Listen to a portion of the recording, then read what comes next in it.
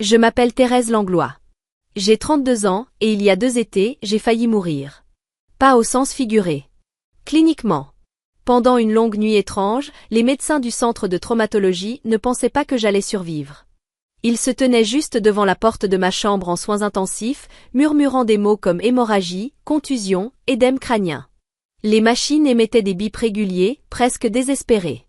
Des perfusions serpentant dans mes bras. Mon visage était si couvert d'ecchymose que personne ne pouvait me reconnaître. Mon corps était brisé. Mais moi, j'étais encore là. Piégée à l'intérieur. Silencieuse. À écouter. Quelqu'un avait appelé mes contacts d'urgence. Nathanaël et Laurette Langlois sont arrivés juste après minuit au centre médical Argent-Repos à Phoenix. Je ne les ai pas vus.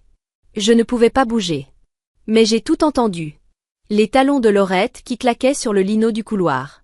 La voix de Nathanaël, sèche, froide. De quel genre de charge financière parle-t-on exactement? Un silence.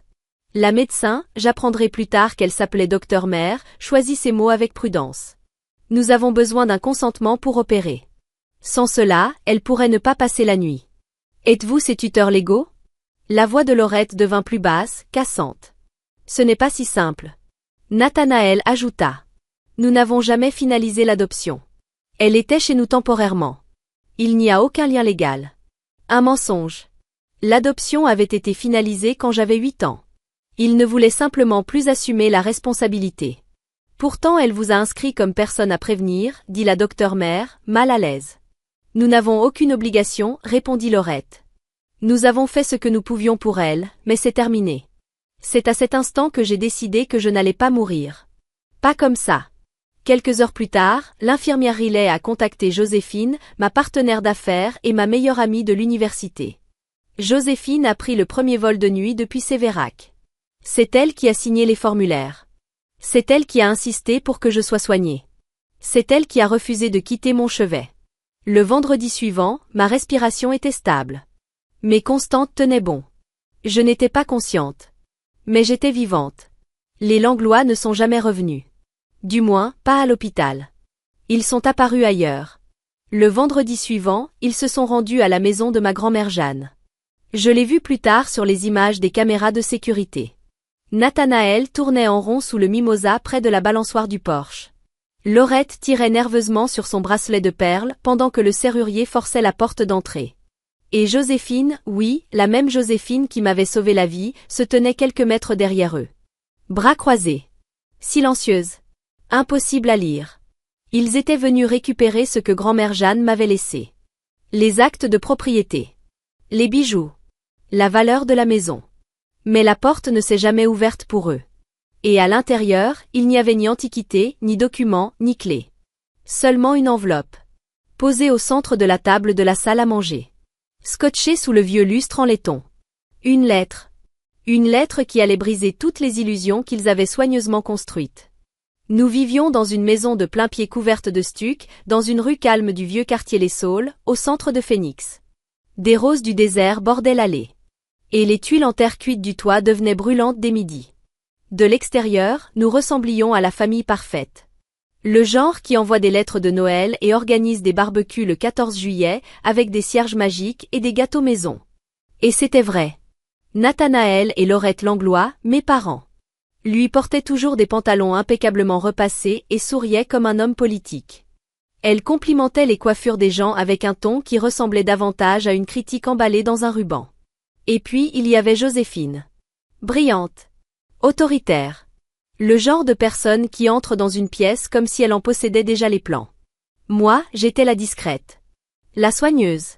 Je faisais toujours partie des meilleurs élèves et j'utilisais des surligneurs de toutes les couleurs. Sur les photos de classe, le sourire de Joséphine volait toute l'attention. Le mien restait en retrait. Trop poli pour être audacieux. Trop prudent pour être fier. Joséphine avait le dernier brownie. La meilleure place dans la voiture. Les applaudissements les plus forts à chaque spectacle. Un jour, j'ai demandé à Nathanaël pourquoi c'était toujours elle qui choisissait le film du vendredi soir. Joséphine a besoin d'encouragement, répondit-il. Toi, non. À l'époque, je pensais que cela signifiait que j'étais facile à aimer. La vérité est arrivée quand j'avais 12 ans. Je descendais l'escalier après minuit pour boire de l'eau, quand je les ai entendus se disputer dans la cuisine. Tu as toujours préféré Joséphine, siffla Laurette. Parce que Evelyne Thérèse n'est pas vraiment la tienne, répliqua Nathanaël. Elle n'est pas plus la tienne, lança Laurette. Le verre m'a échappé des mains. Il s'est brisé sur le carrelage. Des pas. Puis la porte de ma chambre a grincé. J'étais déjà sous les couvertures, retenant ma respiration. Elle est restée là un moment à me regarder. Puis Laurette a refermé la porte, sans un mot. Le lendemain matin, je remuais lentement mes céréales sur l'îlot de la cuisine. J'attendais. Je vous ai entendu hier soir, ai-je dit. Nathanaël ne leva pas les yeux de la rubrique économique. Laurette versa calmement son café. Je sais que je suis adoptée. Un silence. Puis Laurette offrit l'un de ses sourires parfaits et glacés. Le genre de sourire qui ressemble à une fleur pressée. Délicate. Conservée. Mais déjà morte. Ne sois pas ridicule, Thérèse. Tu as dû rêver. Et ce fut tout. Pas de démenti. Pas d'explication. Juste le silence, le doute imposé et des œufs brouillés. Ce matin-là, j'ai compris une chose. Dans notre maison, la vérité comptait moins que l'apparence de la paix. Après cette nuit, j'ai travaillé encore plus dur. Pour être parfaite. Pour être utile. Pour mériter ma place. Si on ne pouvait pas m'aimer pour ce que j'étais, alors peut-être qu'on me garderait pour ce que j'accomplissais. Je ne voulais pas des compliments. Je voulais une preuve que je valais quelque chose. Je ne poursuivais pas les récompenses. Je les dévorais. Je ne participais pas au concours. Je les gagnais. Quand j'ai terminé major de promotion dans un auditorium glacé de Tempé, je portais le blazer bleu marine que Laurette avait choisi, sans dire un mot de félicitations. J'ai obtenu une bourse complète pour l'Institut Polytechnique de Californie. Pas de carte. Pas d'étreinte. Quand j'ai appelé pour annoncer la nouvelle, Laurette a simplement répondu. Eh bien, tu as toujours été efficace. Le jour de la remise des diplômes, ils sont venus. Nathanaël a applaudi exactement 3 fois. Laurette portait ses énormes lunettes de soleil à l'intérieur, souriant pour les photos, puis elle est partie plus tôt pour un dîner réservé avec Joséphine. Ça faisait mal. Mais je construisais déjà quelque chose de plus solide que leur approbation. À 23 ans, j'ai cofondé une jeune entreprise de technologie médicale avec Joséphine, ma colocataire d'université et l'amie la plus lucide que j'ai jamais eue. Nous avons développé une intelligence artificielle diagnostique capable de détecter les troubles neurologiques précoces à partir de la voix et des mouvements oculaires. Rapide. Accessible. Humain. La société a explosé. Conférences, presse, magazines économiques. Lors de notre soirée de lancement à Scottsdale, Nathanaël a porté un toast aux filles visionnaires qu'il avait élevées. Laurette m'a appelée Thérèse Grasse toute la soirée, comme si elle récitait une fiche de réseau professionnel. Une seule personne m'a toujours vue au-delà de mon CV. Grand-mère Jeanne. Elle vivait seule dans un vieux bungalow en bois près de l'avenue Roosevelt. Sa maison sentait toujours la cannelle et les livres anciens. Elle avait élevé Nathanaël seul après être devenue veuve très jeune. Et dès que j'ai découvert la vérité, elle m'a accueilli chaque été. Tu lis comme ta mère, me disait-elle souvent en me tendant un vieux livre de Jane Eyre.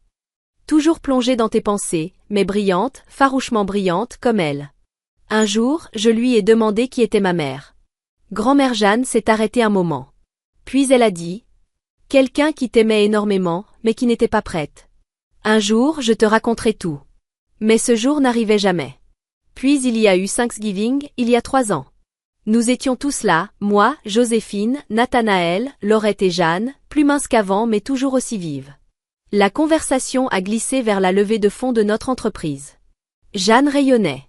J'ai toujours su que Thérèse ferait quelque chose d'extraordinaire. Laurette a bu une gorgée de vin.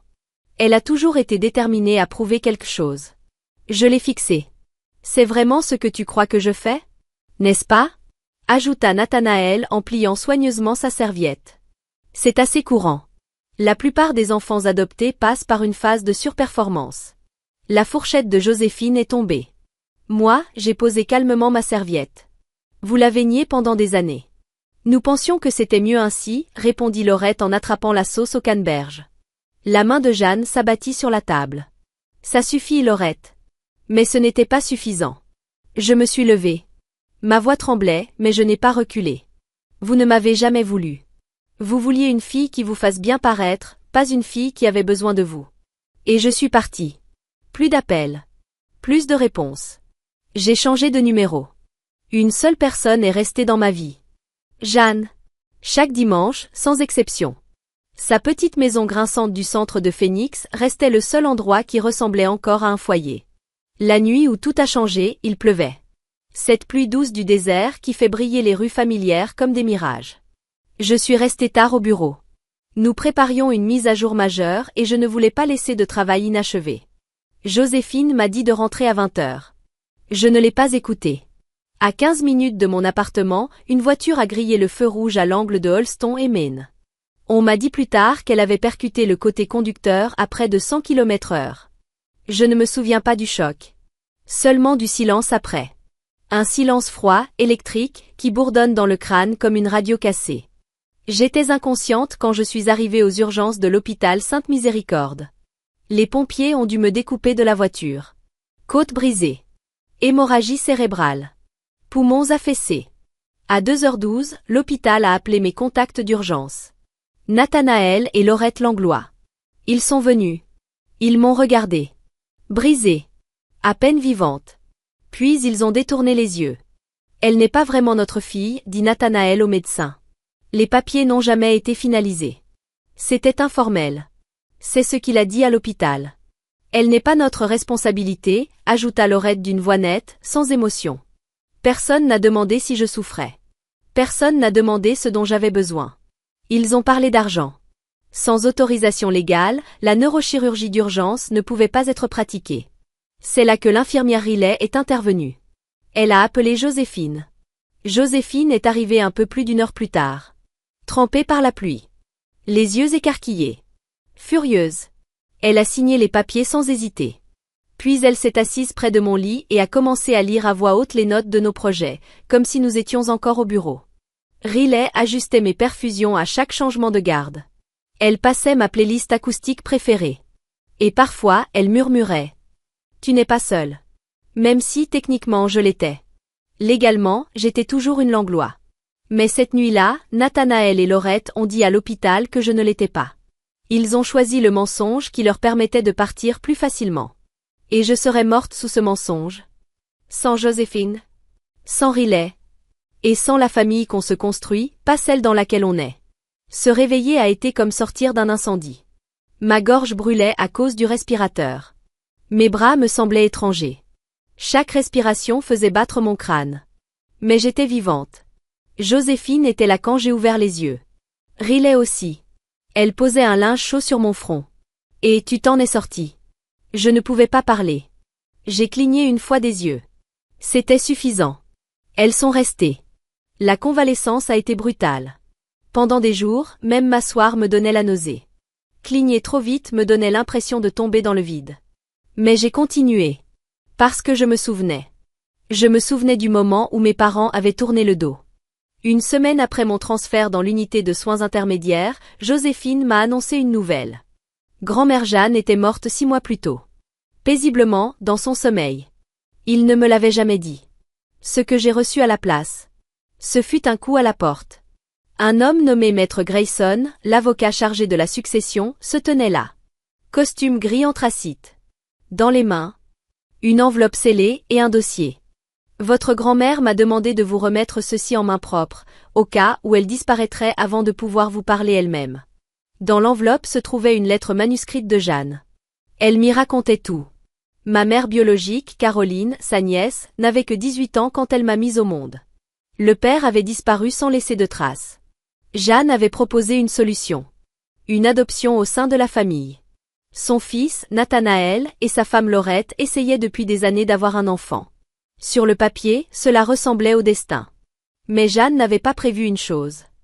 Quelques semaines après m'avoir ramenée à la maison, Laurette découvrit qu'elle était enceinte de Joséphine. 2 bébés. L'un biologiquement le leur. L'autre non. Au fil des années, Jeanne a vu l'écart se creuser. Elle en a parlé plusieurs fois à Nathanaël. Il répondait toujours. Je ferai mieux, maman. Mais ils ne l'ont jamais fait. L'adoption était parfaitement légale. Chaque document signé. Chaque audience enregistrée. Aux yeux de l'État, j'étais leur fille. Et ils le savaient. Mais savoir et accepter sont 2 choses différentes. Maître Grayson posa une deuxième enveloppe sur la tablette de mon lit d'hôpital. Ils ont déposé une demande de mise sous tutelle d'urgence, dit-il doucement. Ils affirment que vous êtes mentalement incapable de gérer l'héritage de votre grand-mère. Je regardai le nom inscrit sur la requête. Thérèse Langlois, défendresse. Il m'avait laissé mourir. Et maintenant, il voulait ce que Jeanne m'avait laissé. Pas par amour. Par avidité. Ce qu'ils ignoraient, c'était la lettre. Et ce que j'allais en faire. Je me suis rétablie plus vite que prévu. La douleur était toujours là. Mais elle ne me contrôlait plus. Mes pas étaient lents. Mon bras en écharpe. Mais quelque chose de plus fort que la peur me poussait. La vérité. La maison de Jeanne, ma maison, était encore en succession. Mais Maître Grayson m'a obtenu l'accès. J'ai engagé une société de sécurité pour changer toutes les serrures et installer des caméras dans toute la propriété. Vous pourrez tout surveiller à distance, m'expliqua le technicien. C'est exactement le but. Puis j'ai écrit la lettre. 3 versions. La première trop amère. La deuxième trop froide. La troisième, parfaite. Ce n'était pas une confrontation. C'était un miroir. Un miroir auquel il ne pourrait pas échapper. J'y ai joint. Mes dossiers médicaux de l'hôpital. Les preuves légales de l'adoption. La lettre de Jeanne. Et une dernière phrase. Les caméras enregistrent. Le jour où les Langlois sont arrivés, je regardais tout depuis l'appartement de Joséphine. À 14h07, la Lexus de Laurette s'est garée dans l'allée. Nathanaël est sorti le premier, ajustant son col. Joséphine est restée derrière eux, les yeux plissés comme si quelque chose clochait. Ils ont essayé la porte d'entrée. Verrouillée. Ils ont appelé un serrurier. Signé la décharge. Entré dans la maison, comme si elle leur appartenait. Nathanaël est monté à l'étage. Laurette s'est dirigée directement vers le meuble ancien. Puis Joséphine s'est figée. Elle avait vu l'enveloppe sur la table de la salle à manger. Laurette l'a déchirée. En lisant, la couleur a quitté son visage. Nathanaël est redescendu avec un vase à la main. Il a vu les documents. Son visage est devenu rouge. Joséphine lisait par-dessus l'épaule de sa mère. Son expression ne changea pas. Elle s'effondra. J'ai regardé toute la scène en direct. Sans son. Juste l'instant où leur mise en scène s'est fissurée. Et j'ai compris une chose. La vérité n'a pas besoin de crier pour être entendue. 3 jours plus tard, Joséphine m'a envoyé un message. Thérèse, on peut parler? Juste nous deux. Je ne savais pas. Je te le jure. Nous nous sommes donné rendez-vous le lendemain à 10h au café Cuivre et Sauge. Elle était déjà là quand je suis arrivée. 2 cafés devant elle. Tu le prends toujours noir avec un sucre, dit-elle en poussant la tasse vers moi. J'ai hoché la tête. Et attendu. Ce qu'ils ont dit à l'hôpital, je n'arrive pas à y croire. Pourtant ils l'ont fait. Je sais. J'ai vu la vidéo. J'ai lu la lettre. Elle baissa les yeux. Je crois qu'au fond de moi j'ai toujours su que quelque chose n'allait pas. Puis elle ajouta doucement. Je suis désolée d'être restée silencieuse quand tu avais besoin de quelqu'un. Je ne voulais pas perdre ma place de fille parfaite. Je soupirai. Des petits pas, Joséphine. C'est tout ce que je peux offrir. Je les prends. 2 semaines plus tard, elle s'est installée dans l'aile de la maison de Jeanne. Elle disait que c'était temporaire. Je n'ai pas demandé combien de temps. Nathanaël et Laurette ont intenté un dernier procès. Ils réclamaient des dommages pour diffamation. Ils prétendaient que la lettre et les images vidéo les discréditaient. Le juge a rejeté l'affaire définitivement. Une tentative d'étouffer une vérité documentée. L'histoire est passée dans les journaux locaux. Leurs noms ont disparu des listes de mécènes. Finalement, ils ont déménagé en Floride. Sans adieu. Sans excuse. Mais je ne les attendais plus. Le soir du verdict, Joséphine est arrivée avec des plats à emporter thaïlandais. Félicitations, dit-elle. Pourquoi? Pour en avoir enfin fini avec eux. Et elle avait raison. 1 an plus tard, la maison brillait de nouveau. Lumière douce. Rire. Une table pleine de gens qui avaient choisi de rester. Joséphine racontait des anecdotes de notre start-up. Riley passait le pain en plaisantant. Tu étais dans le coma et tu étais encore plus organisée que la moitié de l'hôpital. Joséphine, plus calme maintenant, avait trouvé son rythme. Ce n'était pas parfait. Mais c'était sincère. Maître Grayson regarda autour de lui et sourit. Jeanne aurait adoré ça. La maison avait été rénovée. Mais j'avais gardé le papier peint lavande, les moulures cabossées, les souvenirs. À l'étage, mon bureau abritait quelque chose de nouveau. Voix-pont. Un projet pour les patients coincés dans le silence, comme je l'avais été. Je savais que j'étais encore là, dis-je un jour à Joséphine. Je ne pouvais simplement pas leur faire voir. Peut-être que maintenant, quelqu'un d'autre n'aurait plus à attendre aussi longtemps. Cette nuit-là, je suis sortie sur le porche. Des lucioles dansaient au-dessus du jardin. Une place pour moi, demanda Joséphine. J'ai hoché la tête. Nous nous sommes balancés doucement sur la vieille banquette. En silence. Comme si nous avions tout le temps du monde. Si tu t'es déjà senti ignoré. Ou invisible. Comme si la vérité était enterrée sous la version de quelqu'un d'autre. Écris-le en commentaire. Dis-moi ce que toi tu aurais fait. Ou simplement, je te vois Thérèse. Et si mon histoire t'a touché, abonne-toi. Souviens-toi d'une chose. On n'a pas besoin d'être bruyant pour être fort. Parfois, survivre est déjà une déclaration. Oh, it goes back to 1. If we play the game, it goes back to 1. Don't worry. Actually, oh, we're playing. Are you down? Was the invite just a JK? No. I need people to play with. I need people to play with. You're reviving the Fragpunk category. I am. Don't worry. We switch the category next. We'll play 2 games. There's currently 1,000 people playing, so Q might be good. 1,000 people is not that much, is it? In her sellout phase? What do you mean? What do you mean?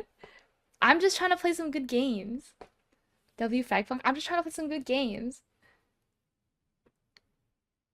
1,000's good for Fragpunk. Is it actually? Was it that bad? You'd be the #1 Fragpunk streamer according to views right now?